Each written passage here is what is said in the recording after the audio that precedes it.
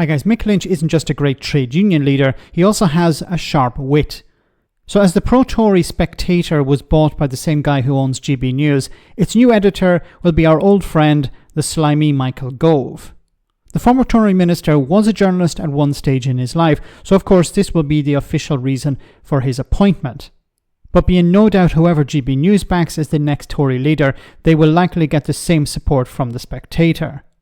Mick had some interesting things to say about it. Have a listen. It's a great job for Mr. Gove. Yeah, well, the new owner of The Spectator is a guy called Paul Marshall, who's paid a lot of money to buy this magazine because he wants to have political influence. Of course, he's behind GB News as well.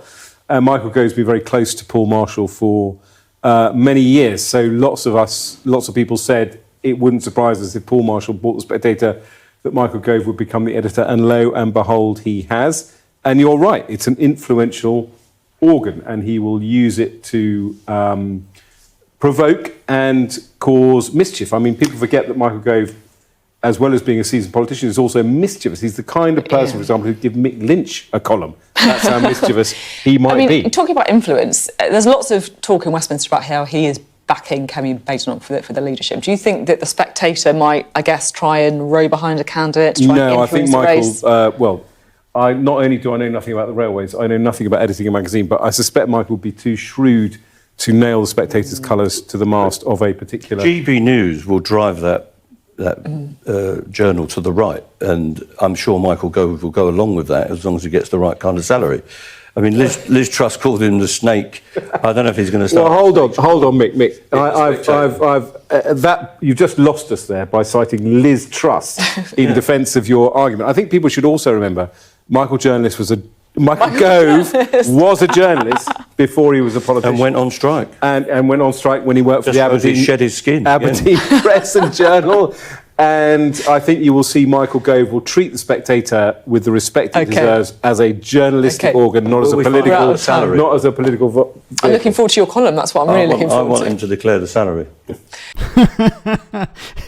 He's a snake, and we can all see him as a snake. And even Liz Truss, even Liz Truss could see Michael Gove as a snake. I love listening to Mick Lynch.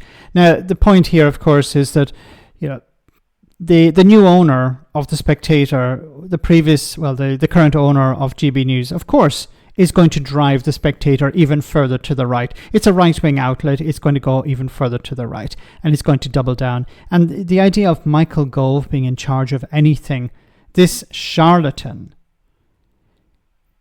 he may, as was pointed out here by the Tory, that he may not nail the colours of The Spectator to the mast here and support whoever he's told to support. But look, we're talking about Michael Gove. Michael Gove looks after Michael Gove first of all. So if he's told by his boss, support Kemi Badenoch, then he's going to do that.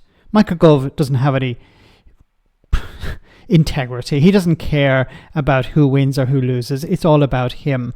And if it benefits him in some way, he'll go with whatever suits him. The idea that he went on strike as a journalist, there's somebody who railed against trade unions when he was a member of Parliament, somebody who criticised people going on strike, an absolute charlatan.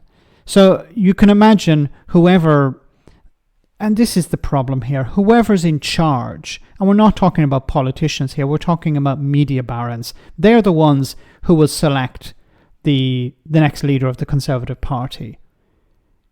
There are a number of Conservative candidates going to meet with Rupert Murdoch, Robert Jenrick being one of them. Met with Rupert Murdoch recently.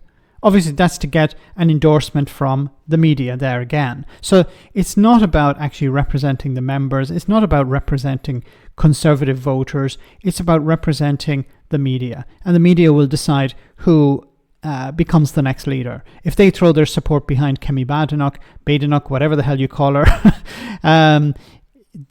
she will become the next leader. That is nothing really to do with the members. Let me know in the comment section, guys, what you think. As always, your comments are greatly appreciated. Thanks a lot.